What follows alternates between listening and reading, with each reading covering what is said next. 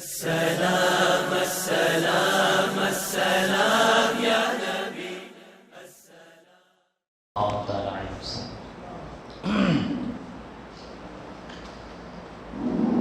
الحمد للہ رب العالمین والصلاة والسلام علی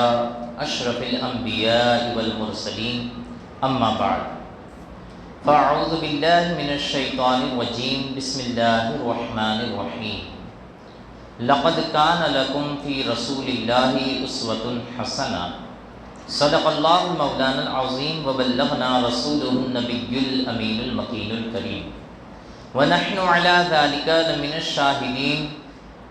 والشاکرین والمطمئنین والحمد للہ رب العالمین۔ آئیے نہایت ہی ادب اور احترام کے ساتھ ساری کائنات کے رہبر عقیدت میرے اور آپ کے پیارے آقا جناب احمد مجتبیٰ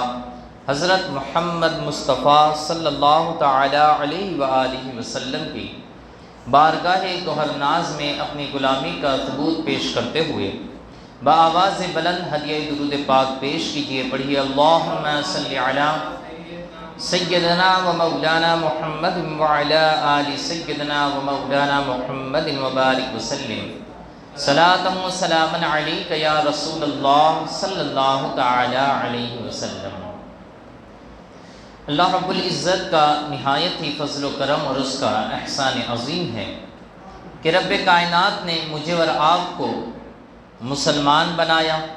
نبی پاک صلی اللہ تعالی علیہ وآلہ وسلم کی امت میں پیدا فرمایا، اور مزید اس کا احسان عظیم کہ اس نے ہمیں اہل سنت والجماعت میں رکھا۔ اللہ رب العزت ہمیں اہل سنت والجماعت کے معمولات کے مطابق زندگی گزارنے والا بنائے، اور انہی معمولات اور نظریات پر ہمیں ایمان کے ساتھ خاتمہ بالخیر بھی عطا فرمائے۔ میں اور آپ مجلس میلاد کئی روز سے منعقد کرتے ہوئے چلے آ رہے ہیں۔ مجلس میلاد میں ہم پچھلے کئی سالوں سے آقا رحمت صلی اللہ تعالی علیہ وآلہ وسلم کی سیرت کے مضمون پر ہم بات کر رہے ہیں، اور آقا رحمت صلی اللہ تعالی علیہ وآلہ وسلم کی سیرت طیبہ کو سماعت کر رہے ہیں۔ کل ہم نے سماعت کیا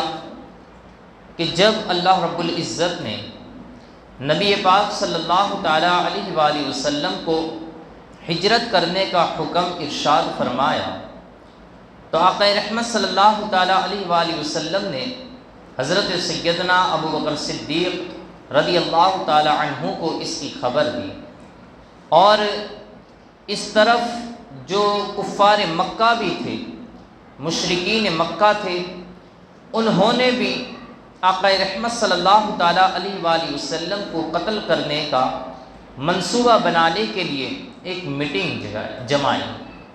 جس کے لیے وہ دار الندوہ میں جمع ہونا چاہتے تھے، اور دار الندوہ میں وہ اپنا آج ایک فائنل رزلٹ نکالنا چاہتے تھے کہ جس کی وجہ سے اب مکہ کے اندر نبی پاک صلی اللہ تعالیٰ علیہ وآلہ وسلم کا گویا کہ وہ یہ چاہ رہے تھے کہ نام و نشان تک مٹا دیا جائے، اور اگر یہ مدینہ طیبہ ہجرت کر کے چلے گئے تو پھر وہاں سے لشکر کشی کریں گے، تو یہ خوف انہیں مارے جا رہا تھا، جس کی وجہ سے اب وہ یہ میٹنگ جمانے کے لیے تمام کے تمام کفار اور سرداران قریش یہ تیار ہو گئے۔ جب وہ جمع ہوئے تو وہاں پر شیطان ابلیس بھی انسانی شکل میں یہ وہاں پر پہنچ گیا، اور اسے بھی ان لوگوں نے اپنے ساتھ میں ملا دیا۔ اب جب یہ تمام لوگ دار الندوہ کے اندر جب جمع ہوئے تو وہاں پر سب نے جمع ہو کر اسی موضوع پر بات چیت شروع کی کہ اس شخص کے بارے میں، یعنی کہ نبی پاک صلی اللہ تعالیٰ علیہ وآلہ وسلم کے بارے میں تم جانتے ہو کہ ان کی وجہ سے ہمارے کیا حالات بن چکے ہیں، ان کے حالات یہ ہمارے سامنے ہیں، تو اب ہم یہاں پر جمع اس لیے ہوئے ہیں تاکہ ہم ان کے لیے ان کا کوئی سد باب کریں، ان کے لیے کوئی ایسا پلان بنائیں کہ یہ مصیبت سے ہمیں چھٹکارا مل جائے۔ تب تمام لوگ وہاں پر خاموشی کے ساتھ غور و فکر کر رہے تھے، سوچ رہے تھے کہ اس کا کیا کیا جائے۔ تو اسی وقت سب سے پہلے ابو البختری بن ہشام یہ گویا ہوا اور اس نے بولا، کہا کہ میری رائے یہ ہے کہ انہیں زنجیروں سے جکڑ دیا جائے اور کسی بند کوٹھڑی کے اندر انہیں قید کر دیا جائے، پھر ہم اس وقت کا انتظار کریں کہ جب یہ بھی اور قیدیوں کی طرح کوٹھڑیوں کے اندر جب وصال کر جاتے ہیں، انتقال کر جاتے ہیں، تو کہا کہ انہیں ہم قید کر دیتے ہیں اور اسی کوٹھڑی کے اندر انہیں کھانا پانی نہ دیا جائے یہاں تک کہ وہ انتقال کر جائے۔ تو یہ سن کر وہ شیخ نجدی، وہ ابلیس لعین، وہ بول اٹھا، کہا لا واللہ ما ھذا لکم برأی، کہا کہ میری نظر میں خدا کی قسم تمہاری یہ رائے کوئی رائے ہی نہیں ہے۔ کہا کہ کیا تم نہیں جانتے ہو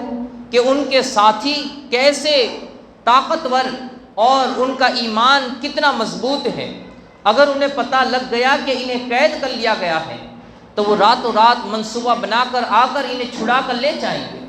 اور انہیں ہماری قید سے وہ آزاد کرا لیں گے، اور تمہاری چاہے کتنی بھی طاقت ہو وہ ان کے مقابلے میں کوئی کام نہ آ سکے گی۔ تو اس نے جب یہ بات کہی تو دوسرے تمام سرداران نے بھی اس بات کو تسلیم کیا، کہا کہ ہاں اس رائے پر عمل نہیں کیا جا سکتا۔ تو پھر تمام لوگ خاموش ہو گئے، سوچتے رہے کہ کیا کیا جائے۔ تو ابو الاسود ربیعہ بن عمرو العامری وہ گویا ہوا اور اس نے کہا کہ میری رائے یہ ہے کہ انہیں شہر بدر کر دیا جائے اور ہماری بستی سے انہیں بہت دور نکال دیا جائے، پھر وہ جہاں چاہے جانا چاہے چلے جائے، جہاں رہنا چاہے رہے، بس ہماری بستی میں داخل نہ ہو۔ تو کہا کہ اس طریقے سے ہمیں ان کی باتوں سے اور ان کے نظریات سے چھٹکارا مل جائے گا۔ اب جب اس نے یہ بات کہی تو پھر وہ کوئی دوسرا کچھ اس بات کو تسلیم کرتا یا اس بات پر کچھ اپنی لب کشائی کرتا، بات کہتا، اسی سے پہلے ابلیس لعین بول اٹھا، کہا نہیں تم نہیں جانتے اس کی زبان کو، اس کے سینی کلام کو، اس کی مٹھاس والی زبان کو۔ اگر وہ یہاں سے نکل کر کسی اور خاندان میں، کسی اور قبیلے میں، کسی بستی میں پہنچ گیا تو پھر اس کی سینی کلام، اس کے انداز بیان سے لوگ اس کے گرویدہ ہو جائیں گے، لوگ اس کے مرید ہو جائیں گے، اور پھر وہ ایک بڑا لشکر لے کر مکہ المکرمہ پر حملہ آور ہو جائے گا اور مکہ کو فتح کر لے گا۔ تو کہتے ہیں کہ ابلیس نے اس بات کو بھی جب کہا تو تمام سرداران قریش نے اس بات کو بھی تسلیم کیا، کہا کہ ہاں یہ رائے بھی کوئی صحیح رائے نہیں ہے۔ اب بہت دیر کے لیے خاموشی چھا گئی، ہر کوئی سوچ و بچار میں ہے کہ کیا بولا جائے، کیا کہا جائے، ہر کوئی سوچ رہا ہے۔ اب ایسے میں ابو جہل، جسے وہ لوگ ابو الحکم سمجھتے تھے، وہ بڑا ہی شاطر اور بڑا ہی چالاک، بڑا ہی بدبخت اور بڑا ہی شریر شخص تھا، اس سے وہ گویا ہوا اور وہ کہنے لگا، کہا کہ میرے ذہن کے اندر ایک تجویز ہے، اگر تم لوگ اس پر غور کرو۔ اب ساری محفل پر ایک سناٹا چھا گیا، تمام لوگ اس کی بات کو پوری توجہ اور دھیان کے ساتھ سننے لگے۔ اس نے کہا کہ ان ناخذ من کل قبیلۃ شعبا فتى جلیدا نصیبا وسیطا فینا ثم نعطی کل فتى منهم سیفا صارما ثم يعمدوا الیہ فیضربوه بها ضربة رجل واحد فیقتلوه فنستریح منه۔ کہتے ہیں کہ میں یہ چاہتا ہوں اور میری رائے یہ ہے، میری تجویز یہ ہے کہ ہمارے یہاں پر قریش کے جتنے قبائل ہیں ان قبیلوں میں سے ایک ایک مضبوط نوجوان کو لیا جائے، جو اپنے قبیلے کا سردار بھی ہو، جو اپنے قبیلے کا رئیس بھی ہو، ایسے سردار کو لے کر عالی نسب بھی ہو، تو ایسے سردار کو لے کر ہم ایسے نوجوان کو، ہر قبیلے سے ایک ایک نوجوان کو اکٹھا کر کے ان تمام کے ہاتھوں میں تلوار تھمائے اور وہ تمام یکبار کی مل کر محمد الرسول اللہ صلی اللہ تعالیٰ علیہ وآلہ وسلم پر حملہ بول دے اور وہ تمام مل کر ان کو شہید کر دے، ان کو قتل کر دے معاذ اللہ رب العالمین۔ جب وہ تمام مل کر ان کو قتل کر دیں گے، ان کو شہید کر دیں گے، تو پھر اس طریقے سے ہمیں ان کی مصیبت سے چھٹکارا مل جائے گا۔ اور جب بنو ہاشم ہم سے اس کا مواخذہ کریں گے تو اب چونکہ قریش کے تمام قبیلوں کے کوئی نہ کوئی سردار ہوں گے، تمام قبیلے اس خون کے اندر ملوث ہوں گے، تو پھر وہ تمام لوگوں کے ساتھ تو جنگ کرنے کے لیے نہیں اٹھیں گے، وہ تمام کے ساتھ تو لڑائی کر نہیں سکتے، تو آخر کار یہی آئے گا کہ وہ دیت پر راضی ہو جائیں گے، اور ہم تمام لوگ مل کر دیت جتنی بھی دینی ہوگی ہم دینے کے لیے تیار ہو جائیں گے، دیت بھی دے دیں گے اور لڑائی جھگڑے سے بھی بچ جائیں گے، اور ان سے بھی ہمیں چھٹکارا مل جائے گا۔ اب یہ رائے ایسی تھی کہ ابلیس لعین اپنی کرسی سے کود پڑا اور اس نے کہا الاقول ما قال الرجل هذا الرأي لا رأي غيره، کہا کہ بس اب میٹنگ ہماری ختم ہو گئی، اس شخص نے جو رائے دی ہے اس کے بعد اب کسی کی رائے کی ضرورت ہی نہیں ہے، بس اس کی رائے یہ ہمارے لیے آج کا منصوبہ ہے، آج اسی کی رائے پر عمل کیا جائے۔ گویا یہ ابلیس لعین نے ابو جہل کی رائے کو پسند کیا اور حکم صادر کر دیا کہ اب اسی رائے پر عمل کیا جائے۔ تمام قریش کے سرداروں نے اور وہاں بیٹھنے والے تمام لوگوں نے اس رائے کو پسند کیا۔ اب گویا کہ یہ جو منصوبہ تھا وہ شیطانی منصوبہ بن گیا، ابلیسی منصوبہ بن گیا۔ اب یہی شیطانی منصوبے پر، ابلیسی منصوبے پر سرداران قریش یہ کام کرنے کے لیے تیار ہو گئے۔ اب اس طرف جیسے ہی ان لوگوں نے اپنا پلان بنایا،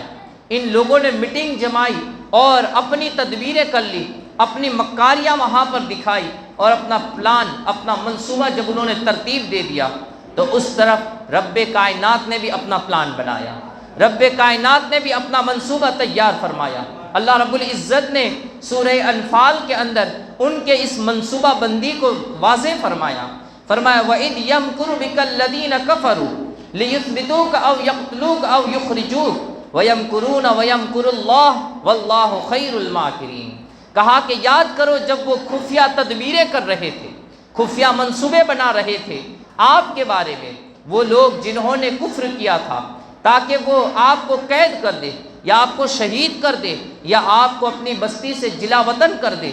وہ بھی خفیہ تدبیریں کر رہے تھے، یعنی وہ بھی خفیہ پلان بنا رہے تھے، منصوبہ بندی کر رہے تھے، اور اللہ بھی خفیہ تدبیر فرما رہا تھا، اللہ رب العزت بھی منصوبہ بندی فرما رہا تھا، اور اللہ تعالیٰ سب سے بہترین خفیہ تدبیر فرمانے والا ہے۔ اللہ رب العزت کی منصوبہ بندی کے سامنے کس کی منصوبہ بندی کام آ سکتی ہے؟ رب کائنات کی تدبیر کے سامنے کون سی تدبیر کام آ سکتی ہے؟ اللہ رب العزت نے ارشاد فرمایا جب وہ اپنی منصوبہ بندیاں کر رہے تھے تب رب کائنات کی ذات بھی اپنی منصوبہ بندی بنا رہی تھی، رب کائنات بھی منصوبہ بندی فرما رہا تھا۔ اب جب یہاں پر انہوں نے منصوبہ بندی، یہ منصوبے تیار کر لیے، تو اس طرف اللہ رب العزت نے حضرت جبریل امین کو حکم دیا، کہا جاؤ جبریل میرے حبیب کو مطلع کرو اور انہیں خبر دو کہ آج رات ہی تمہیں ہجرت کرنی ہے اور تمہیں ہجرت کا حکم مل چکا ہے، اب اسی رات میں بغیر کسی تاخیر کے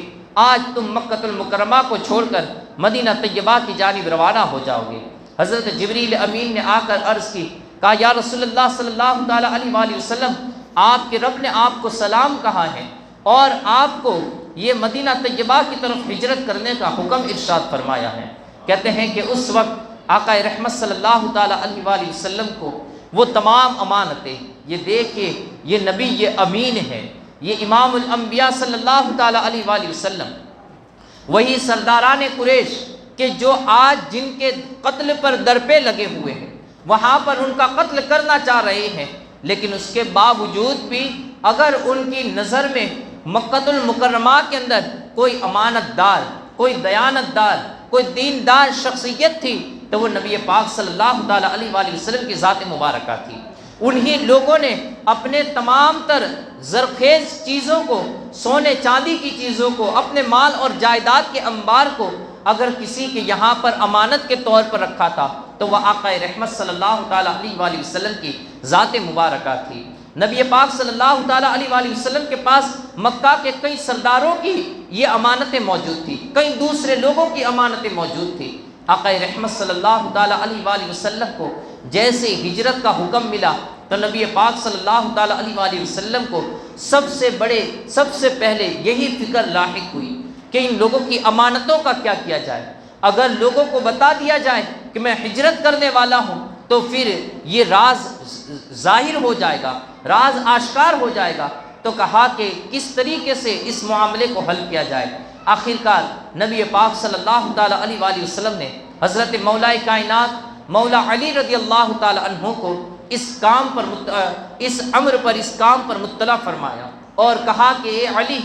آج رات تمہیں میرے بستر پر سونا ہے اور میرے بستر پر لیٹو، آرام کرو، اور صبح اٹھ کر یہاں پر جس کی امانتیں موجود ہیں نبی پاک صلی اللہ تعالیٰ علیہ وآلہ وسلم نے ان کی نشاندہی کرائی، کہا کہ یہ فلاں کی امانت، یہ فلاں کی امانت ہے۔ تو جس کی بھی جو امانتیں ہیں وہ تمام امانتیں ان لوگوں تک پہنچا دو، اور پھر صبح کے وقت تم بھی مدینہ طیبہ کی طرف ہجرت کر کے آ جانا۔ کہتے ہیں کہ حضرت مولا کائنات رضی اللہ تعالیٰ عنہ نے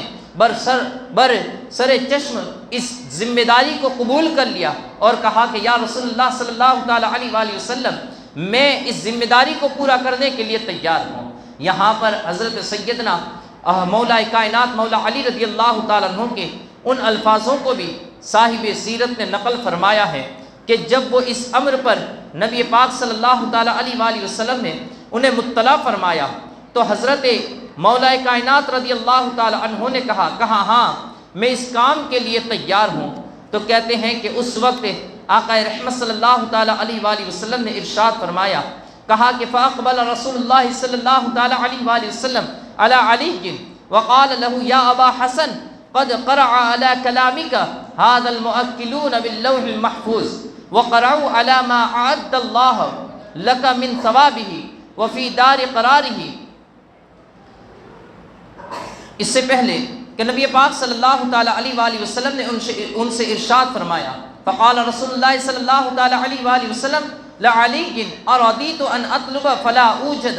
وتوجد فلعله ان یبادر الیک الجہال فیقتلوک۔ کہا کہ نبی پاک صلی اللہ تعالیٰ علیہ وآلہ وسلم نے فرمایا، اے علی، تم اس بات پر رضامند ہو کہ دشمن مجھے تلاش کرتا ہوا یہاں پر پہنچ جائے اور وہ مجھے نہ پا سکے اور تجھے پالے، اور شاید جہالت کی بنیاد پر جلدی میں تمہاری طرف دوڑ کر آئے اور وہ تمہیں قتل کر دے، یعنی کہ مجھے جان کر کہ وہ آئے مجھے قتل کرنے کے لیے اور قتل تمہیں کر دیا جائے، تم قتل ہو جاؤ۔ حضرت مولا کائنات مولا علی رضی اللہ تعالیٰ عنہ نے عرض کی، قالوا بلا، قال بلا یا رسول اللہ صلی اللہ تعالیٰ علیہ وسلم، کہا ہاں یا رسول اللہ صلی اللہ تعالیٰ علیہ وآلہ وسلم، رضیت، میں اس بات پر راضی ہوں، ان تکون روحی لروحک وقاء نفسی لنفسک فداء، کہا کہ ہاں میرے آقا رحمت صلی اللہ تعالیٰ علیہ وآلہ وسلم، میں اس بات پر راضی ہوں کہ میری روح حضور کی روح مبارک کی حفاظت میں کام آ جائے، میرا نفس حضور کی ذات پر قربان ہو جائے۔ کہا کہ میں اس بات کے لیے راضی ہوں، کہا کہ میری جان چلی جاتی ہے تو چلی جائے لیکن نبی پاک صلی اللہ تعالیٰ علیہ وآلہ وسلم کی تو حفاظت ہو جائے۔ کہا کہ اگر آپ پر قربان ہونے کے لیے علی کو پیش کرنے کی آپ دعوت دے رہے ہیں تو علی تو ہر طریقے سے تیار ہے کہ علی کے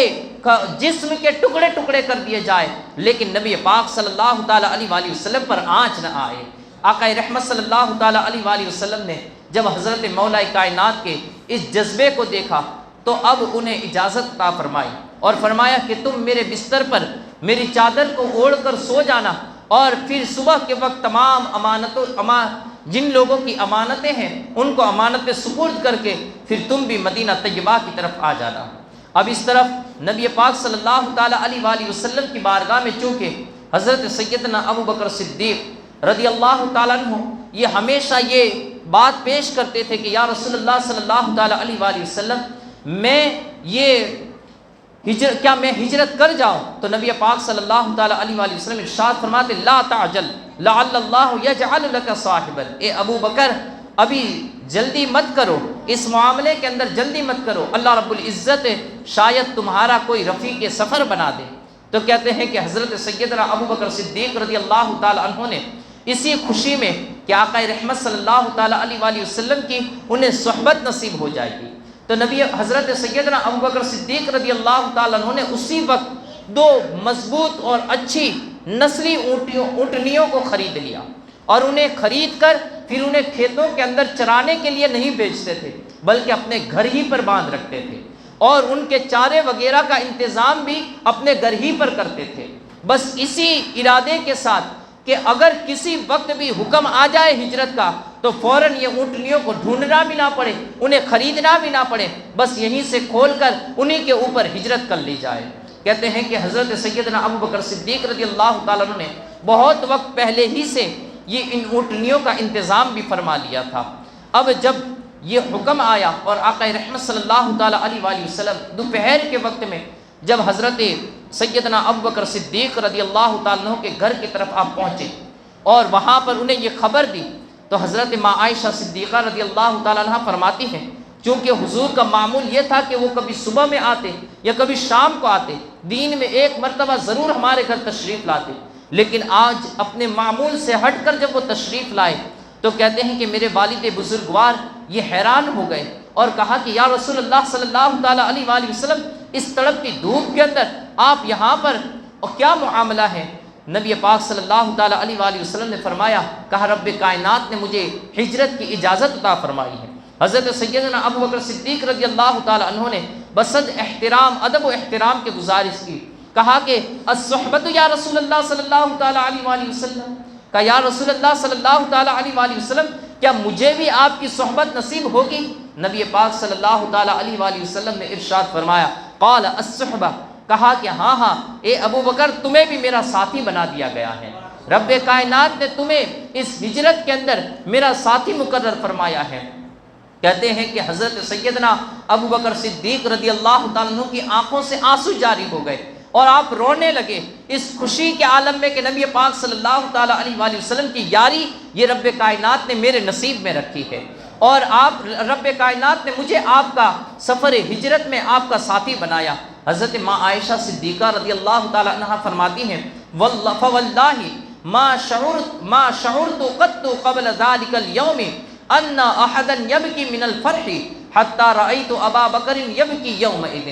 حضرت ماں عائشہ صدیقہ رضی اللہ تعالیٰ عنہ فرماتی ہیں کہ آج سے پہلے مجھے یہ شعور نہیں تھا، مجھے یہ خبر نہیں تھی کہ لوگ خوشی کے اندر بھی رویا کرتے ہیں اور ان کی آنکھوں سے آنسو جاری ہوتے ہیں، یہاں تک کہ جب آج کے دن میں نے اپنے والد ماجد حضرت ابو بکر صدیق رضی اللہ تعالیٰ عنہ کو جب خوشی سے روتے ہوئے دیکھا تو مجھے یہ پتا چلا کہ خوشی کے اندر بھی آنسو نکلا کرتے ہیں۔ حضرت سیدنا ماں عائشہ صدیقہ رضی اللہ تعالی عنہ ارشاد فرماتی کہ حضرت سیدنا ابو بکر صدیق یہ رونے لگے۔ اب اس کے بعد چونکہ حضرت ابو بکر صدیق رضی اللہ تعالی عنہ نے تو پہلے ہی سے ہر طریقے کا انتظام کر ہی لیا تھا، اب انہوں نے وہ راستہ دکھانے والا جو شخص تھا اس کے ساتھ بھی معاملہ طے فرما لیا، جس کا نام عبداللہ بن عریقت تھا، اس کو بھی مقرر فرما لیا، کہا کہ تمہیں یہ ہم 3 دن کے بعد آنا ہے۔ اسے اونٹنیاں بھی سونپ دی گئی، اسے اچھی قیمت بھی دی گئی۔ اب دیکھیے کہ ایک طرف کفار مکہ نے بڑا بڑا انعام لگایا ہوا تھا، تو اب ایسے میں ایسا بندہ چننا چاہیے تھا کہ جو بھروسے مند بھی ہو اور ساتھ میں کسی لالچ میں بھی نہ آئے۔ اب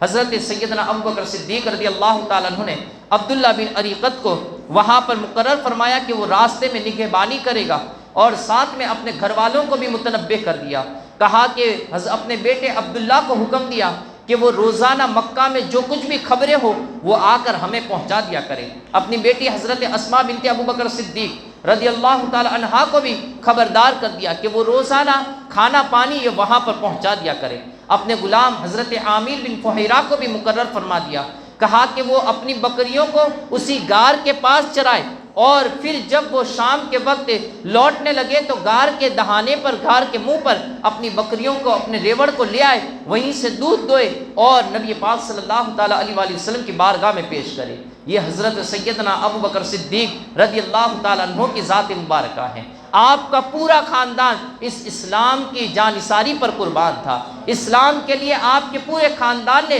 جانیں نثار کی اور آپ کے پورے خاندان نے قربانیوں کو پیش کیا۔ کہتے ہیں کہ اب وہ شام ڈھل گئی اور سورج بھی غروب ہوتا چلا گیا۔ اس طرف سورج جیسے ہی غروب ہوا، رات نے اپنا اندھیرا پھیلا دیا، تو یہ کافر بھی اپنی اپنی تلواریں سونتتے ہوئے اب اپنی منصوبہ بندی اور ابلیسی منصوبہ بندی کے لیے وہ لوگ بھی نبی پاک صلی اللہ تعالیٰ علیہ وآلہ وسلم کے مکان کا انہوں نے رخ کیا۔ وہ جو لوگ جنہوں نے آقا رحمت صلی اللہ تعالیٰ علیہ وآلہ وسلم کے گھر کا گھیراؤ کیا، ان لوگوں کے نام بھی صاحب سیرت نے نقل کیے ہیں۔ فرماتے ہیں کہ حکم بن ابی العاص، نصر بن حارث، زمعہ بن اسود، ابو جہل، عقبہ بن ابی معیط، امیہ بن خلف اور ابو الحیثم، ان 7 لوگوں نے نبی پاک صلی اللہ تعالیٰ علیہ وآلہ وسلم کے گھر کا گھیراؤ کیا، اور بھی کئی لوگوں کو مقرر کیا گیا، لیکن یہ 7 لوگ یہ تیار تھے، خاندان قریش کے لوگ بھی تھے، ساتھ میں اپنے اپنے قبیلے کے اعتبار سے سردار بھی تھے،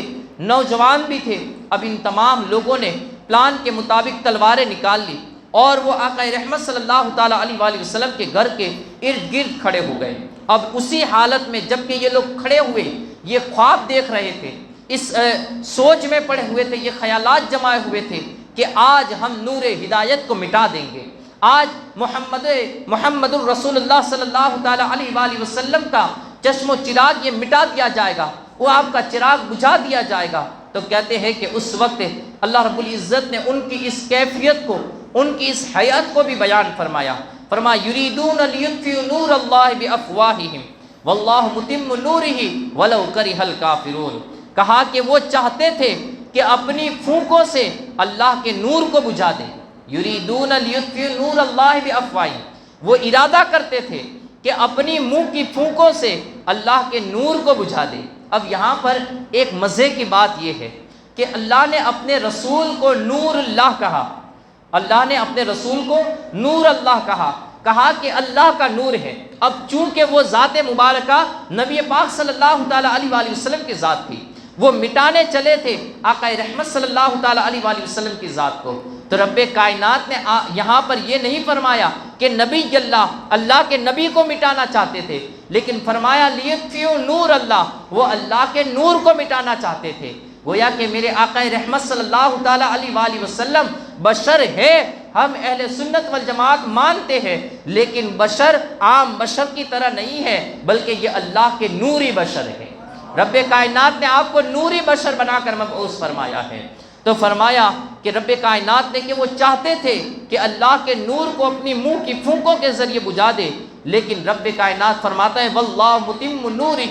اللہ اپنے نور کو کمال تک پہنچائے گا، اسے کمال درجہ عطا فرمائے گا۔ ولو کرہ الکافرون، اگرچہ کافر لوگ کتنا ہی اسے ناپسند کرتے ہو، کافر منافقین ہر کوئی اسے ناپسند کرتا ہو، لیکن رب کے چاہنے کو کون روک سکتا ہے؟ رب کائنات نے جس چیز کا ارادہ فرما لیا ہو تو اس کے بیچ میں کون آڑے آ سکتا ہے؟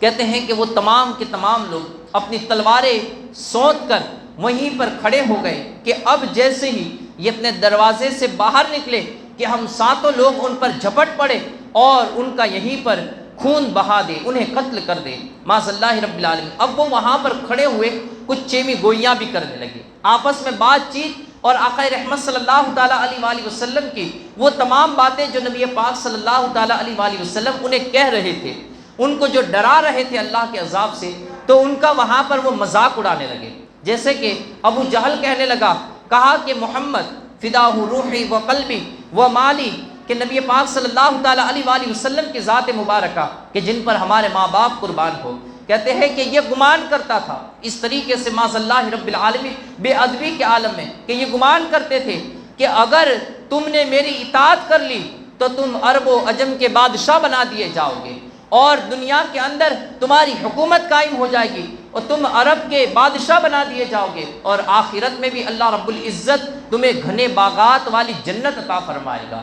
اور اگر تم نے میرے حکم کو نہ مانا تو تم قتل کر دیے جاؤ گے، اور آخرت میں بھی تمہارا ٹھکانہ جہنم بنا دیا جائے گا۔ تو اب ابو جہل یہ تمام باتیں یہ مذاق کے طور پر کہہ رہا تھا کہ یہ تو ایسا کہہ رہے تھے، لیکن آج ہمارے چنگل سے بچ کر کیسے نکل سکتے ہیں؟ کہتے ہیں کہ جب وہ یہ الفاظ اپنی زبان سے نکال رہا تھا کہ یہ اس طریقے سے ہمیں کہہ رہے تھے، ہمیں ڈرا رہے تھے، اور ہمیں کہہ رہے تھے مجھ پر ایمان لے آؤ، میری اطاعت کر لو تو رب کائنات تمہیں بادشاہ بنا دے گا، اور میری اطاعت نہیں کرو گے، مجھ پر ایمان نہیں لاؤ گے تو پھر رب کائنات تمہیں قتل کر دے گا، تم قتل کر دیے جاؤ گے، جہنم میں ڈال دیے جاؤ گے۔ تو کہتے ہیں کہ جب وہ یہ کہہ رہا تھا تو آقا رحمت صلی اللہ تعالیٰ علیہ وآلہ وسلم اسی وقت اپنے حجرے سے باہر نکلے اور پھر فرمایا انا اقول، ہاں میں یہ کہہ رہا تھا، ذالک انت احدہم، اور اے ابو جہل تم بھی ان میں سے ایک ہو، یعنی جو قتل کیے جائیں گے ان میں سے ایک تم بھی ہو جو قتل کر دیے جاؤ گے۔ اور اس وقت نبی پاک صلی اللہ تعالیٰ علیہ وآلہ وسلم نے اس آیت مبارکہ کی تلاوت فرمائی، وَجَعَلْنَا مِن بَيْنِ أَيْدِيهِمْ سَدًّا وَمِنْ خَلْفِهِمْ سَدًّا فَأَغْشَيْنَاهُمْ فَهُمْ لَا يُبْصِرُونَ، اور ہم نے بنا دی ان کے سامنے ایک دیوار اور ان کے پیچھے ایک دیوار، اور ان کی آنکھوں پر پردے ڈال دیے، پس وہ کچھ نہیں دیکھ سکتے تھے۔ نبی پاک صلی اللہ تعالیٰ علیہ وآلہ وسلم یہ آیت مبارکہ کی تلاوت کرتے گئے، ساتھ میں ان لوگوں پر پھونک ماری اور پھر زمین سے کچھ مٹی اٹھا کر ان کے سروں کے اوپر بھی پھینک دی۔ سروں پر چٹکی چٹکی مٹی کو پھینکتے ہوئے نبی پاک صلی اللہ تعالیٰ علیہ وآلہ وسلم وہاں سے نکلے اور سیدنا ابوبکر صدیق رضی اللہ تعالیٰ عنہ کے گھر کا رخ کیا اور وہاں پر پہنچے۔ اب اس طرف ان کے اوپر نیند غالب آ گئی۔ آقا رحمت صلی اللہ تعالیٰ علیہ وآلہ وسلم ان کی آنکھوں کے سامنے سے گزرے، لیکن اس کے باوجود بھی حالت یہ تھی کہ وہ لوگ دیکھ نہ سکے۔ درود پاک پڑھ لیجیے، اللہم صلی اللہ علیہ وسلم۔ ان کو بولو آواز کم کریں۔ اللہم صلی علی سیدنا مولانا محمد وعلی آل سیدنا ومولانا محمد وبارک وسلم، صلاۃ و سلام علیک یا رسول اللہ صلی اللہ تعالیٰ علیہ وسلم۔ کہتے ہیں کہ اب وہ دیکھ نہ سکے اور نبی پاک صلی اللہ تعالیٰ علیہ وآلہ وسلم یہ وہاں سے نکل کر حضرت سیدنا ابوبکر صدیق رضی اللہ تعالیٰ عنہ کے مکان کی طرف پہنچے۔ جب نبی پاک صلی اللہ تعالیٰ علیہ وآلہ وسلم اپنے گھر سے نکلے اور حضرت ابوبکر صدیق رضی اللہ تعالیٰ عنہ کے مکان تک پہنچے تو وہاں اسی کے بیچ میں اللہ کی بارگاہ میں دعا کرتے ہوئے بھی چلے اور آپ نے ایک لمبی دعا فرمائی۔ غرض اب جب حضرت سیدنا ابوبکر صدیق رضی اللہ تعالیٰ عنہ کے مکان پر پہنچے تو وہاں پر حضرت ابوبکر صدیق رضی اللہ تعالیٰ عنہ تو اپنے گھر کے باہر پہلے ہی سے منتظر کھڑے تھے کہ آقا رحمت صلی اللہ تعالیٰ علیہ وآلہ وسلم آئے اور ہم پھر یہاں سے نکل چلے۔ کہتے ہیں کہ جیسے ہی انہوں نے نبی پاک صلی اللہ تعالیٰ علیہ وآلہ وسلم کو دیکھا تو اب اس کے بعد حضرت سیدنا ابوبکر صدیق رضی اللہ تعالیٰ عنہ کے گھر کے پچھلے دروازے سے نکل کر آپ غار سور، وہاں جو پہاڑ تھا اس کی طرف آپ بڑھنے لگے۔ حضرت سیدنا ابوبکر صدیق رضی اللہ تعالیٰ عنہ بھی ساتھ ہیں۔ اب اس طرف جہاں پر یہ کافر کھڑے تھے کہ وہاں سے ایک شخص گزرا اور انہیں کہا کہ تم لوگ یہاں پر اپنی تلواریں نکالے ہوئے کیوں کھڑے ہو؟ کہا کہ آج ہم نور ہدایت کو بجھانے کے لیے کھڑے ہیں، آج محمد رسول اللہ صلی اللہ تعالیٰ علیہ وآلہ وسلم کو قتل کر دیں گے۔ کہا کہ تم جس کے لیے کھڑے ہو تمہارا کھانا خراب ہو بدبختو، وہ تو یہاں سے نکل کر کب سے چلے گئے ہیں، تم لوگ یہاں پر کھڑے کیا کر رہے ہو؟ وہ تو کب سے نکل کر یہاں سے کہیں اور بھی پہنچ چکے ہیں۔ کہتے ہیں جب اس نے یہ کہا، روایت میں آتا ہے کہ وہ بھی شیطان تھا، ابلیس تھا، کہ وہ آیا اور اس نے پھر ان لوگوں کو یہ خبر دی، کہا کہ تم لوگ یہاں پر کھڑے ہو اور وہ تو یہاں سے نکل کر کب سے بھی یہاں سے گزر چکے ہیں۔ کہتے ہیں کہ اس شخص نے کہا کہ تم یہ دھوکے میں ہو۔ وہ شخص نکل گئے لیکن انہوں نے اس کی بات کو تسلیم نہیں کیا۔ کہا کہ یہ ایسا کیسے ہو سکتا ہے کہ ہم ساتوں لوگ یہاں پر آنکھیں کھلی رکھ کر کھڑے ہیں اور ہمارے سامنے سے کون گزر سکتا ہے، کون یہاں سے نکل سکتا ہے؟ کہا ہاں وہ یہاں سے نکل گئے اور تمہارے سروں پر مٹی بھی ڈال گئے۔ تو اب انہوں نے اپنے ہاتھوں کو اپنے سروں میں ڈالا تو کہتے ہیں کہ ان کے ہاتھ غبار آلود ہو گئے، ان کے ہاتھوں میں مٹی آئی، لیکن اس کے باوجود بھی انہوں نے یقین نہیں کیا۔ انہیں اپنے آپ پر اس قدر بھروسہ تھا کہ وہ اس کی بات کو ماننے کے لیے یہ راضی نہ ہوئے۔ آخرکار وہ وہیں پر کھڑے رہے۔ کہتے ہیں کہ صبح کا سفیدہ نمودار ہوا اس طرف اور دیکھا کہ حضرت مولا کائنات رضی اللہ تعالیٰ عنہ ایک میٹھی نیند لے کر، ایک اچھی اور خوبصورت نیند کے ساتھ اٹھے اور اپنی چادر کو اپنے پاؤں سے جب کھسکایا اور پھر اٹھ کر وہ حرم کعبہ میں نماز فجر ادا کرنے کی غرض سے جانا چاہ رہے تھے، تب اس وقت حضرت مولا کائنات رضی اللہ تعالیٰ عنہ جب گھر سے باہر نکلے تو اب ان کی آنکھیں پھٹی کی پھٹی رہ گئی کہ یہ کیا معاملہ ہوا۔ ہم نے تو نبی رحمت صلی اللہ تعالیٰ علیہ وآلہ وسلم کو ان کے گھر میں اپنی آنکھوں سے دیکھا تھا، وہ سوئے بھی تھے، اسے بھی ہم نے اپنی آنکھوں سے دیکھا، اور یہ کیا معاملہ ہوا کہ یہاں سے نبی کے بجائے علی نکل رہے، نبی کے بجائے علی نکل رہے ہیں، یہ کیا معاملہ ہوا۔ وہ بڑے ہی غصے میں آئے، وہاں گھر میں پہنچے، ہر طریق سے انہوں نے گھر کو ٹٹولا، لیکن وہاں پر آقا رحمت صلی اللہ تعالیٰ علیہ وآلہ وسلم کی ذات کو نہ پایا۔ حضرت مولا کائنات رضی اللہ تعالیٰ عنہ کے قول کو یہاں پر بزرگان دین بڑے اچھے انداز میں بیان کرتے ہیں۔ فرماتے ہیں کہ مولا کائنات رضی اللہ تعالیٰ عنہ جنہیں ہمیشہ آخرت کی فکر لگی رہتی۔ حضرت مولا کائنات رضی اللہ تعالیٰ عنہ سے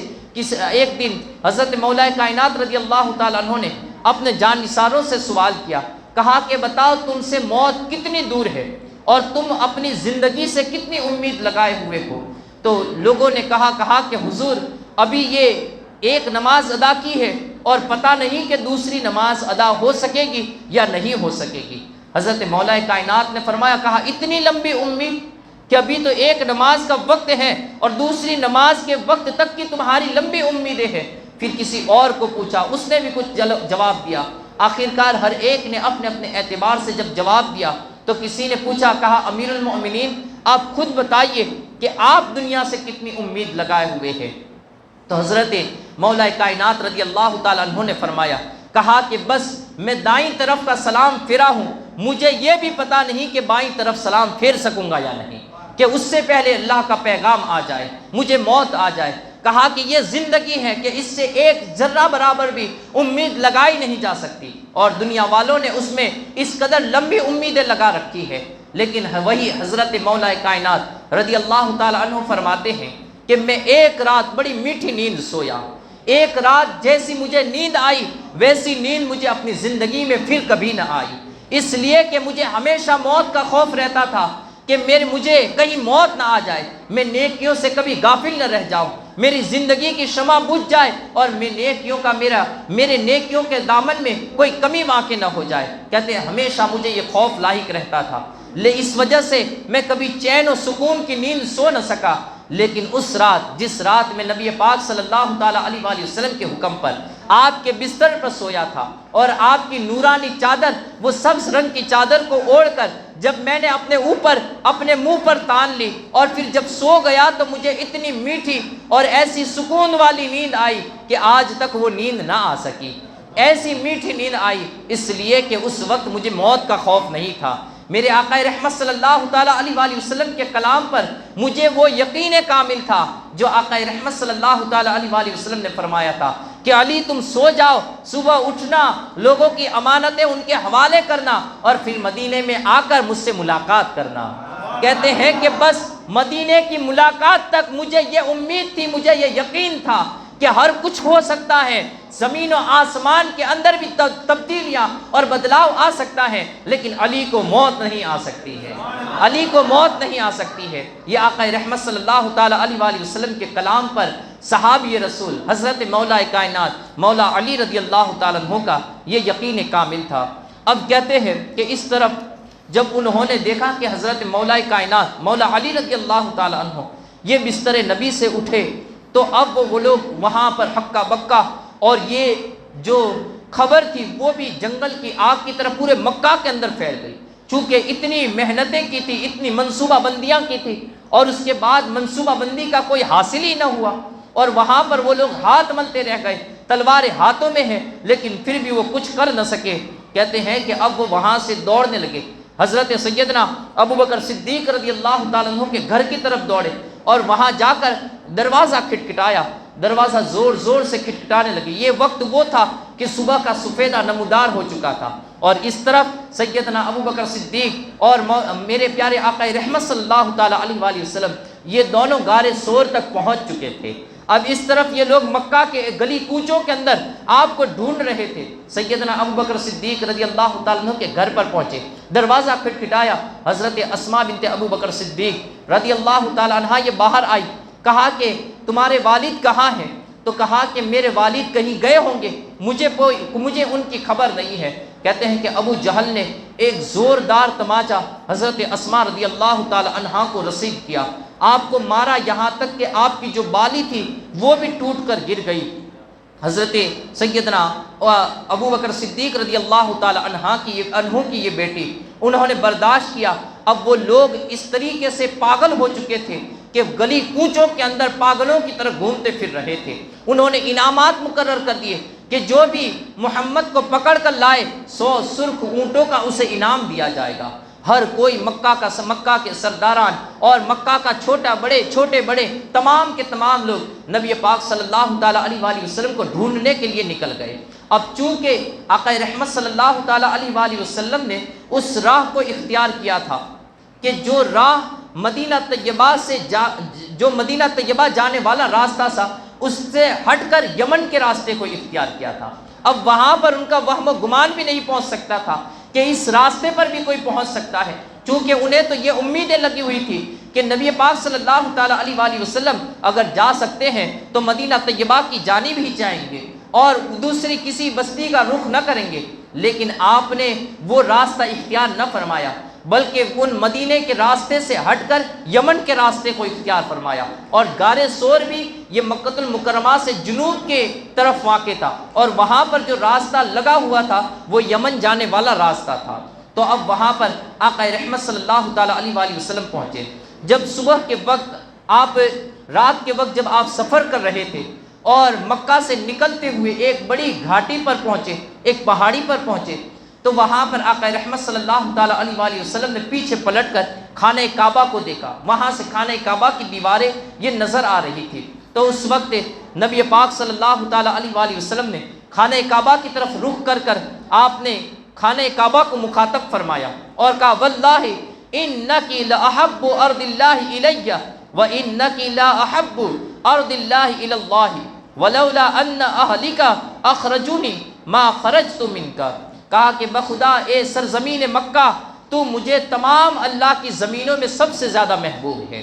اگر مجھے یہ لوگ میری قوم نہ نکالتی تو میں یہاں سے کبھی نہ نکالتا، بے شک اللہ کی تمام زمینوں میں سب سے زیادہ اللہ کو تو ہی پیاری ہے۔ سرزمین مکہ اور خانہ کعبہ کی طرف مخاطب ہو کر ارشاد فرمایا، کہا تو رب کے نزدیک بھی زیادہ پیاری ہے اور رب کے محبوب کے نزدیک بھی زیادہ پیاری ہے، میں بھی تجھ سے بڑی محبت کرتا ہوں، اگر مجھے یہ لوگ یہاں سے نہ نکالتے تو میں کبھی تجھ سے دور نہ ہوتا، کبھی تجھ سے جدا نہ ہوتا۔ حضرت ابن عباس رضی اللہ تعالی عنہ نے اس روایت کو بھی نقل فرمایا ہے، ان کے جملے یہ ہیں، فرماتے ہیں ان نبی صلی اللہ تعالی علیہ وآلہ وسلم انہ قال، کہ نبی پاک صلی اللہ تعالی علیہ وآلہ وسلم نے ارشاد فرمایا ما اطیبکی من بلد واحب الی ولولا ان قومی اخرجونی منکی ما سکنت غیرکی۔ کہا کہ اے سرزمین مکہ تو بڑی ہی پاکیزہ سرزمین ہے اور میں تجھ سے بڑا ہی پیار کرتا ہوں، تو مجھے کتنا پیارا ہے، تو کتنے پاکیزہ اور تو مجھے کتنا پیارا ہے، اگر میری قوم نے مجھے یہاں سے نہ نکالا ہوتا تو ہرگز میں تجھے چھوڑ کر کسی اور شہر کے اندر نہ بستا اور وہاں پر سکونت اختیار نہ کرتا۔ آپ خود ہی غور کیجئے کہ وہ سرزمین مکہ کہ جہاں پر ایک نماز بھی بندہ ادا کرے تو رب کائنات اسے 1,00,000 نمازوں کا ثواب عطا فرمائے۔ وہ سرزمین مکہ جہاں پر آقا رحمت صلی اللہ تعالیٰ علیہ وآلہ وسلم کا بچپن گزرا، جہاں پر آپ کی ولادت ہوئی، وہ سرزمین مکہ کہ جہاں پر ایک نیکی بھی کی جائے تو اللہ رب العزت اس ایک نیکی کا ثواب 1,00,000 گنا زیادہ عطا فرماتا ہے۔ ایسی سرزمین مکہ نبی پاک صلی اللہ تعالیٰ علیہ وآلہ وسلم نے خود ارشاد فرمایا ان صلاۃ فی المسجد الحرام خیر من 100,000 صلاۃ فیما سواہ، کہا کہ اگر کوئی مسجد حرام کے اندر 2 رکعت نماز ادا کرتا ہے تو رب کائنات دوسری مسجدوں میں 1,00,000 نماز ادا کرنے کا ثواب عطا فرماتا ہے۔ گویا کہ مسجد حرام میں ایک نماز کا 1,00,000 کے برابر ثواب دیا جاتا ہے۔ اسی طریقے سے حضرت عبداللہ ابن عباس رضی اللہ تعالی عنہما سے روایت ہے، فرماتے ہیں کہ نبی پاک صلی اللہ تعالی علیہ وآلہ وسلم نے ارشاد فرمایا قال من حج ماشیا کتب له بكل خطوة 700 حسنة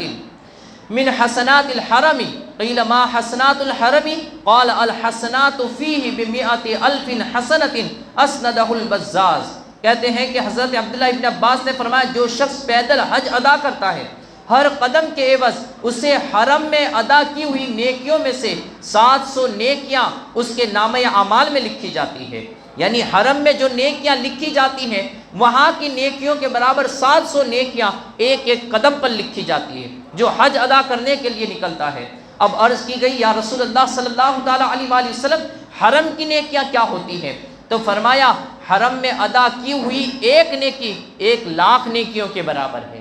تو گویا حاجی کو رب کائنات کتنا اونچا ثواب عطا فرماتا ہے کہ ایک قدم پر 700 نیکیاں حرم والی نیکیاں، اور وہاں کی ایک نیکی 1,00,000 گنا زیادہ ہوتی ہے۔ تو یہ خانہ کعبہ کا ثواب ہے، مسجد حرام کا ثواب ہے۔ یہ اللہ کے گھر مسجد مکۃ المکرمہ کے اندر حرم میں عبادت کرنے کا ثواب ہے۔ اب ایسی سرزمین کو کون چھوڑ سکتا ہے بھلا؟ نبی پاک صلی اللہ تعالیٰ علیہ وآلہ وسلم نے فرمایا، کہا کہ اگر یہ لوگ مجھے مجبور نہ کرتے تو میں اس سرزمین کو نہ چھوڑتا اور کسی اور شہر کے اندر آباد نہ ہوتا۔ اب یہاں سے جب وہاں سے اترے اور پھر آگے کی طرف بڑھنے لگے تو حضرت سیدنا ابو بکر صدیق رضی اللہ تعالیٰ عنہ کا حال یہ تھا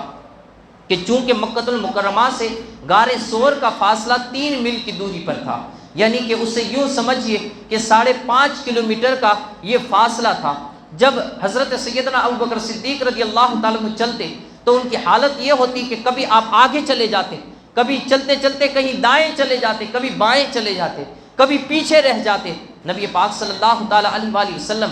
حضرت سیدنا ابو بکر صدیق رضی اللہ تعالیٰ عنہ کے ساتھ مخاطب ہوئے، کہا ابو بکر یہ کیا ماجرا ہے، یہ کیا معاملہ ہے؟ آقا رحمت صلی اللہ تعالیٰ علیہ وآلہ وسلم کی بارگاہ میں حضرت سیدنا ابو بکر صدیق رضی اللہ تعالیٰ عنہ یہ ادب کے ساتھ مخاطب ہوئے، کہا یا رسول اللہ صلی اللہ تعالیٰ علیہ وآلہ وسلم، کبھی مجھے خیال آتا ہے کہ کوئی دشمن آگے سے آ جائے گا تو میں آگے کی طرف پہنچ جاتا ہوں، کبھی خیال آتا ہے کہ کوئی بائیں سے آئے گا میں بائیں پہنچ جاتا ہوں، کبھی دائیں سے آئے گا تو میں دائیں پہنچ جاتا ہوں، کبھی پیچھے سے خیال آتا ہے تو میں پیچھے کی طرف پہنچ جاتا ہوں کہ کوئی دشمن تیر چلائے، کوئی دشمن وار کرے تو وہ وار آقا رحمت صلی اللہ تعالیٰ علیہ وآلہ وسلم سے پہلے آقا کے غلام پر آ جائے، میری جان جاتی ہے تو چلی جائے لیکن یا رسول اللہ صلی اللہ تعالیٰ علیہ وآلہ وسلم آپ کو آنچ نہ آئے۔ کہتے ہیں بس یہی خیال ہے کہ مجھے ہر طرف یہ کشمکش میں ڈالے ہوئے ہیں۔ نبی پاک صلی اللہ تعالیٰ علیہ وآلہ وسلم کی اس طریقے سے آپ نے حفاظت بھی فرمائی اور مدد بھی فرمائی۔ کہتے ہیں جب راستہ کٹھن تھا، کبھی پہاڑ اور سخت نوکیلے پتھر آتے تو سیدنا ابو بکر صدیق رضی اللہ تعالیٰ عنہ آقا رحمت صلی اللہ تعالیٰ علیہ وآلہ وسلم کو اپنے کندھوں پر بھی سوار فرماتے۔ اب وہ پہاڑیاں بھی چڑھتے جا رہے ہیں اور نبی پاک صلی اللہ تعالیٰ علیہ وآلہ وسلم کے بوجھ کو اٹھا کر آپ وہاں پر یہ سفر بھی فرما رہے ہیں، جس کو بارے دو عالم کی پرواہ نہیں۔ نہ حضرت سیدنا ابو بکر صدیق رضی اللہ تعالیٰ عنہ نبی پاک صلی اللہ تعالیٰ علیہ وآلہ وسلم کے ایسے یا اور آپ کو لیتے ہوئے جب اس غار کی طرف پہنچے اور غار کے دہانے پر پہنچے، جیسے ہی اندر داخل ہونا چاہ رہے تھے کہ آپ نے حضرت سیدنا ابو بکر صدیق رضی اللہ تعالیٰ عنہ نے گزارش کی، کہا یا رسول اللہ صلی اللہ تعالیٰ علیہ وآلہ وسلم والذی بعثک بالحق لا تدخلہ حتی ادخل قبلک وان کان فیہ شیء نزل بی قبلک۔ کہا کہ یا رسول اللہ صلی اللہ تعالیٰ علیہ وآلہ وسلم اس خدا کا واسطہ جس نے آپ کو حق کے ساتھ مبعوث فرمایا ہے، میں غار کے اندر پہلے جاتا ہوں، آپ تشریف نہ لے جائیے، میں وہاں جا کر تمام موذی چیزوں کو دور کر دوں اور اس کے بعد وہ اذیت دینے والی چیزوں کو دور کر دوں، پھر اس کے بعد آپ اندر تشریف لائیے گا۔ کہتے ہیں کہ حضرت سیدنا ابو بکر صدیق رات کی تاریکی کے اندر اب وہاں پر غار کے اندر داخل ہوئے۔ اب غار کے اندر اور بھی زیادہ اندھیرا، باہر تو اندھیرا ہی اندھیرا تھا لیکن جب غار میں پہنچے تو اور بھی زیادہ اندھیرا تھا، کوئی چیز سجھائی نہ دے رہی تھی۔ اپنے ہی ہاتھ سے جس طریقے سے چاہا جھاڑو لگائی اور پھر اپنے ہی ہاتھ سے غار کے تمام دہانوں کو یہ ٹٹولنے لگے، جہاں پر لگا کہ کوئی سوراخ ہے تو اپنی چادر مبارک کو پھاڑ پھاڑ کر وہاں پر ان سوراخوں کو بند کرنے لگے۔ آخرکار چادر ختم ہو گئی اور ایک سوراخ باقی رہ گیا۔ سیدنا ابو بکر صدیق رضی اللہ تعالیٰ عنہ مطمئن ہو گئے، کہا کہ اب ایک سوراخ ہے، وہاں پر اپنی پنڈلی کو رکھ دیتا ہوں۔ اور پھر سیدنا ابو بکر صدیق رضی اللہ تعالیٰ عنہ نے نبی پاک صلی اللہ تعالیٰ علیہ وآلہ وسلم کو دعوت دی، کہا یا رسول اللہ صلی اللہ تعالیٰ علیہ وآلہ وسلم آپ اندر تشریف لے آئیے۔ اب نبی پاک صلی اللہ تعالیٰ علیہ وآلہ وسلم یہ اندر تشریف لائے۔ حضرت سیدنا ابو بکر صدیق رضی اللہ تعالیٰ عنہ نے اپنے پاؤں کو اس سوراخ کے منہ کے اوپر رکھا ہوا تھا۔ اب وہاں پر ایک سانپ موجود تھا، بتایا جاتا ہے بزرگان دین نے فرمایا، کہا کہ وہ سانپ 400 سال سے اس غار کے اندر پناہ لیے ہوئے تھا۔ وہ غار کے اندر پہنچا، بیٹھا ہوا تھا اور غار کے اندر اپنی زندگی گزار رہا تھا۔ کہتے ہیں بنی اسرائیل کے کسی ولی سے کسی بزرگ کو اس نے گفتگو کرتے ہوئے سنا تھا کہ جو آخری نبی ہوں گے وہ جب ہجرت کرتے ہوئے اس راستے سے چلیں گے تو وہ اس غار کے اندر پناہ لیں گے، 3 دن تک یہاں پر رکیں گے۔ کہتے ہیں اس سانپ نے بھی اس گفتگو کو سنا تھا، اب اسی وقت سے اس نے یہ طے کر لیا تھا، کہا کہ میں بھی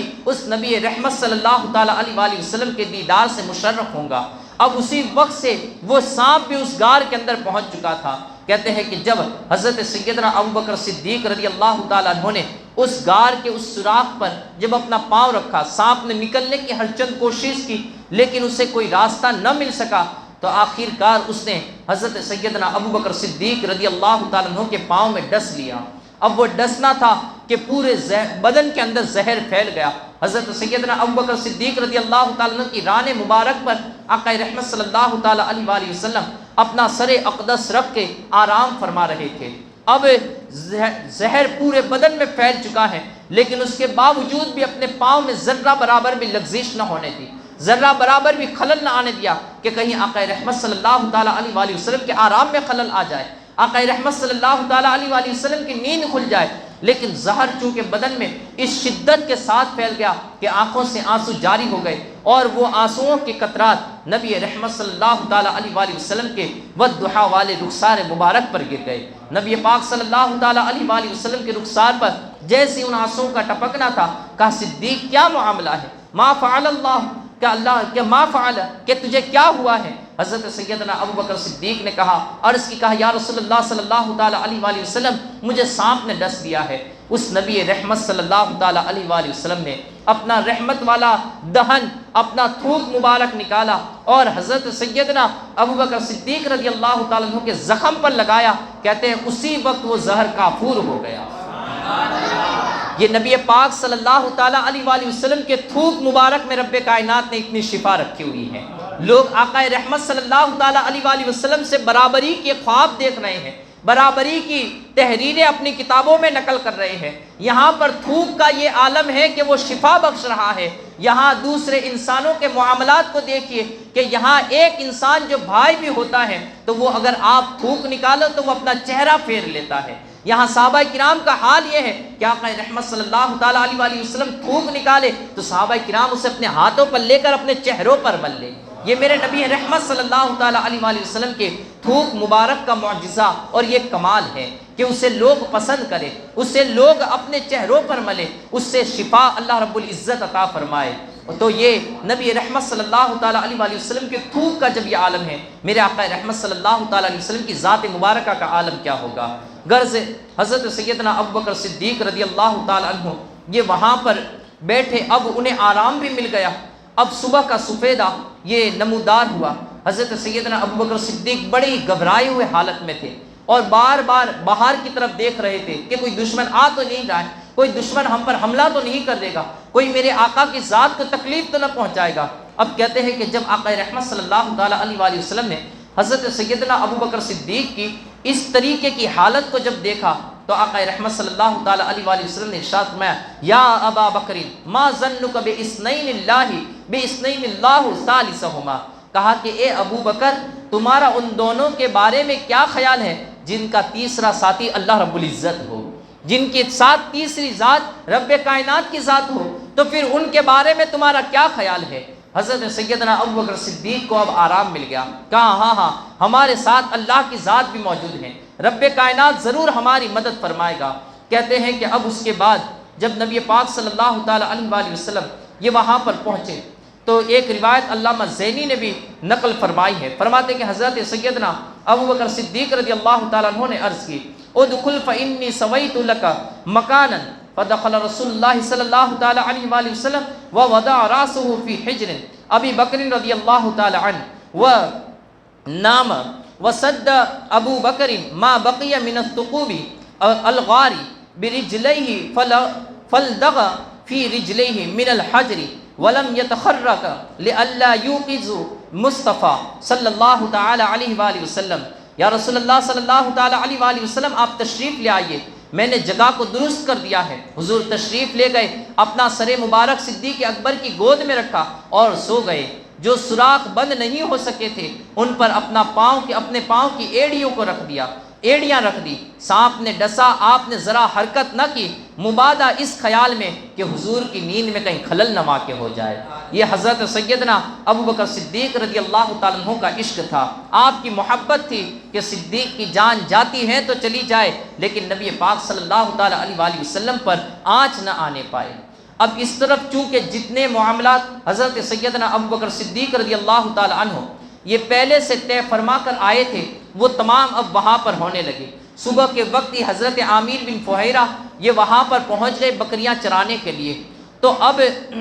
دوسری طرف آپ کی بیٹی بھی کھانا پہنچانے لگی، اور پھر حضرت عبداللہ جو سیدنا ابوبکر صدیق رضی اللہ تعالیٰ عنہ کے صحابزادے تھے، انہیں بتایا گیا تھا کہ وہ رات کے وقت وہاں پر غار کے دہانے پر آئے اور پورے دین کے اندر جو بھی معاملات ہو ان کی سرگرمیوں کو بتائے۔ اب اس طرف جو کفار مکہ تھے وہ تمام مدینے کے راستوں پر بھی دوڑ گئے، وہ تمام مدینے کے مکہ المکرمہ کی گلی کوچوں کے اندر وہ ڈھونڈنے لگے، ہر بستی کے اندر وہ پہنچے کہ کہیں سے نبی رحمت صلی اللہ تعالیٰ علیہ وآلہ وسلم کا کوئی سراغ مل جائے۔ لیکن انہیں کیا پتا کہ جس کی حفاظت خداوند قدوس فرمائے اسے کون بھلا ڈھونڈ سکتا ہے، اسے کون مٹا سکتا ہے۔ کہتے ہیں جب ہر طرف سے انہوں نے مدینے کے تمام راستوں کو دیکھ لیا اور کہیں پر بھی انہیں کامیابی نہ مل سکی، تو اب مبادا وہ اس طرف بھی پہنچے کہ کہیں ایسا نہ ہو کہ اس طرف بھی وہ پہنچے ہو اور وہاں سے انہوں نے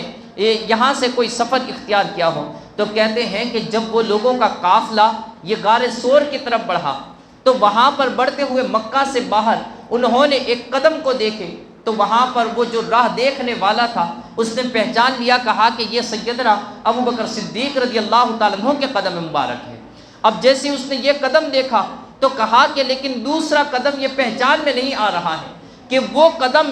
بالکل مقام ابراہیم میں جو قدم مبارک نقش ہے ویسا ہی قدم یہاں پر نظر آ رہا ہے۔ تو کہا کہ یہ قدم میں نہیں پہچانتا کہ ایسا قدم کس کا ہے۔ الغرض دو قدموں کے نشان تھے تو وہ جان گئے کہ یہ نبی اور سیدنا ابوبکر صدیق کی اس طرف سے گزرے ہیں۔ اب وہ لوگ اس قدموں کا پیچھا کرتے ہوئے یہ وہاں پر پہنچے، حضرت سیدنا ابوبکر صدیق رضی اللہ تعالیٰ عنہ کے قدموں کا پیچھا کرتے ہوئے اب غار کے بالکل دہانے پر پہنچنے والے تھے کہ وہاں پر اللہ رب العزت نے اسی ایک رات کے اندر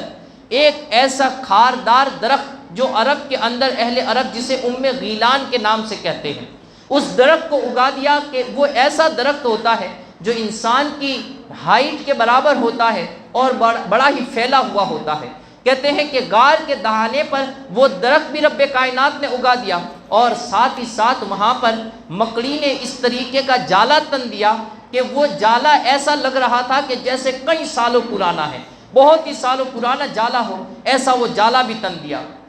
وہاں پر جنگلی کبوتروں نے وہاں پر اپنے گھونسلے بھی بنا لیے، اور ساتھ ہی ساتھ ایک کبوتری نے وہاں پر غار کے منہ پر انڈے بھی دے دیے۔ اب جب وہ لوگ ڈھونڈتے ہوئے وہاں پر پہنچے، جیسا کہ علامہ زرقانی نے ان باتوں کو لکھا ہے، فرماتے ہیں ان حمامۃ الحرم من نسل تینک الحمامتین جزاء وفا قالما لما حصل بها الحمایۃ جوزیا بالنسل وحمایته بالحرم فلا يتعرض له وفي المثل آمن من حمام الحرم۔ کہتے ہیں کہ وہاں پر حرم مکہ میں جو کبوتر ہیں، چونکہ اللہ رب العزت نے پھر ان کبوتروں کی وجہ سے وہ برکت ان کبوتر کی نسل میں عطا فرمائی کہ جس کبوتری نے وہاں پر انڈے رکھے تھے اللہ رب العزت نے اس کی نسل کو قیامت تک کے لیے لمبا دیا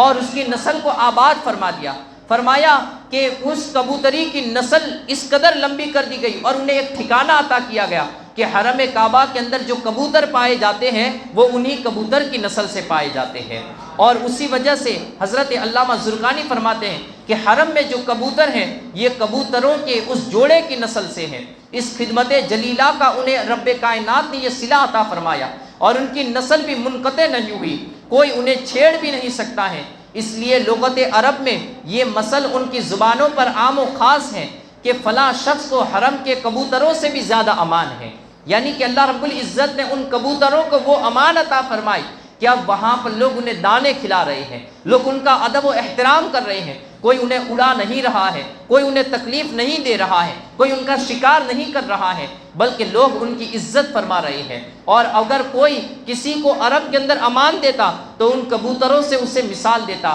کہ فلاں شخص کو تو ایسی امان دی گئی جیسے حرم کے کبوتروں کو امان دی گئی ہے۔ تو فرمایا گیا کہ اللہ رب العزت نے اس کبوتری کو بھی بدلہ عطا فرمایا۔ اب وہاں پر جو عنکبوت یعنی کہ جو مکڑی تھی اس نے بھی ایک گھنا جالا تن دیا کہ جس کی وجہ سے جب وہ لوگ غار کے دہانے پر پہنچے اور انہوں نے دیکھا کہ یہاں پر قدم کے نشان تو موجود ہیں لیکن یہاں اس غار کے اندر کوئی داخل نہیں ہوا ہے۔ یہاں تک کہ بتایا جاتا ہے کہ امیہ بن خلف کو کسی نے کہا کہ جاؤ تم اندر جا کر دیکھ لو کہ اندر کوئی موجود تو نہیں ہے اور غار کو ٹٹول کر آؤ۔ تو امیہ بن خلف نے کہا ما اراکم ان حاجتکم الی الغار ان فیہ لعنکبوتا اقدم من میلاد محمد صلی اللہ تعالی علیہ وآلہ وسلم، کہا غار کے اندر جانے کی کوئی ضرورت نہیں، کہا کہ اس کے دروازے پر دیکھ نہیں رہے ہو یہ مکڑی کے جالے کو کہ یہ نبی پاک صلی اللہ تعالی علیہ وآلہ وسلم کی پیدائش سے پہلے کا جالا لگ رہا ہے۔ یعنی مکڑی نے ایسا مضبوط جالا تنا تھا کہ کفار مکہ دیکھ کر وہاں سے واپس پلٹ گئے کہ یہ جالا جو تنا گیا ہے وہ 1-2 سال پرانا نہیں، یہ 50 سال پرانا جالا لگ رہا ہے۔ یہ رب کائنات کی قدرت ہے اور نبی پاک صلی اللہ تعالی علیہ وآلہ وسلم کا معجزہ ہے کہ وہاں پر مکڑی نے ایک رات میں جالا اتنا مضبوط تن دیا، اور پھر کبوتری نے وہاں پر بیٹھ کر انڈے بھی دے دیے، ایک ہی رات میں وہ درخت بھی اگ آیا اور اس نے پورے غار کے منہ پر اپنا سایہ بھی اور اپنی شاخوں کو بھی پھیلا دیا۔ یہ اللہ رب العزت کی قدرت ہے۔ جب رب کائنات کسی کی مدد فرماتا ہے تو اس طریقے سے مدد فرماتا ہے۔ جب رب کائنات پر کوئی بندہ بھروسہ کرتا ہے، یقین کرتا ہے، تو رب کائنات کی ذات اسے ضائع نہیں فرماتی ہے۔ اب جس بندے کو یہ یقین ہو جائے، اچھا یہ بات ایسی ہے جسے ہر عام و خاص جس نے بھی اپنے آپ کو مسلمان کہا وہ ان تمام باتوں پر یقین رکھتا ہے، انہیں مانتا ہے کہ یہ تمام باتیں سچی ہیں اور یقینی ہے کہ واقعی میں نبی پاک صلی اللہ تعالی علیہ وآلہ وسلم کے ساتھ مکڑی نے اس طریقے کا معاملہ فرمایا، کبوتری نے ایسا معاملہ فرمایا۔ اب جو شخص ایک رات کے اندر مکڑی کا ایسا تانا جننا کہ جو برسوں پرانا لگا ہو وہ اس بات پر ایمان رکھ سکتا ہے، ایک ہی رات میں درخت کے اگ جانے پر ایمان رکھتا ہو، ایک ہی رات کے اندر کبوتری کے وہاں پر انڈے دے دینے پر ایمان رکھتا ہو اور اسے مانتا ہو، تسلیم کرتا ہو، تو پھر ایسا بندہ آقا رحمت صلی اللہ تعالی علیہ وآلہ وسلم کے معراج کو کس طریقے سے انکار کر سکتا ہے؟ نبی پاک صلی اللہ تعالی علیہ وآلہ وسلم کے کمالات کا کس طریقے سے انکار کر سکتا ہے؟ آقا رحمت صلی اللہ تعالی علیہ وآلہ وسلم کے دوسرے معجزات کا کس طریقے سے انکار کر سکتا ہے؟ غرض کے آقا رحمت صلی اللہ تعالی علیہ وآلہ وسلم کے وہ تمام دشمن جب وہاں پر پہنچے